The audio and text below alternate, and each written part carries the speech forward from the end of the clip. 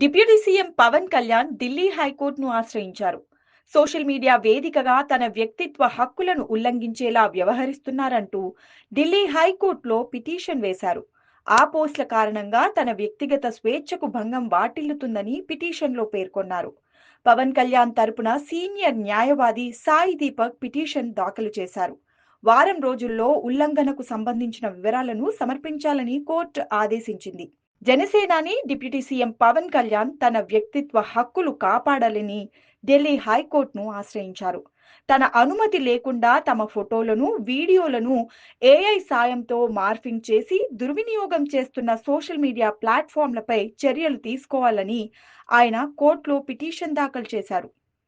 అయితే పవన్ పిటిషన్ ని శుక్రవారం విచారించిన ఢిల్లీ హైకోర్టు ఈ విషయంలో కీలక ఆదేశాలు జారీ చేసింది. పవన్ కళ్యాణ్ ఫోటోలు, వీడియోలు దుర్వినియోగం అవుతున్న లింకులను 48 గంటల్లోగా తమకు అందించాలని సోషల్ మీడియా ప్లాట్ఫామ్లను ఆదేశించింది. అంతేకాకుండా ఆ లింకులపై వారం రోజుల్లోగా తగిన చర్యలు తీసుకోవాలని న్యాయస్థానం స్పష్టం చేసింది.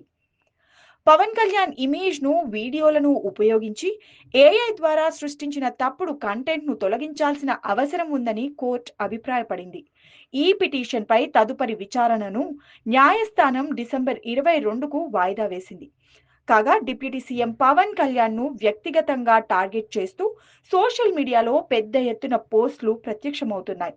రాజకీయంగా, వ్యక్తిగతంగా ఆయన్ను దెబ్బతీసేందుకు కొందరు సోషల్ మీడియాను ఆయుధంగా చేసుకుంటున్నట్లు ఫిర్యాదులో పేర్కొన్నారు.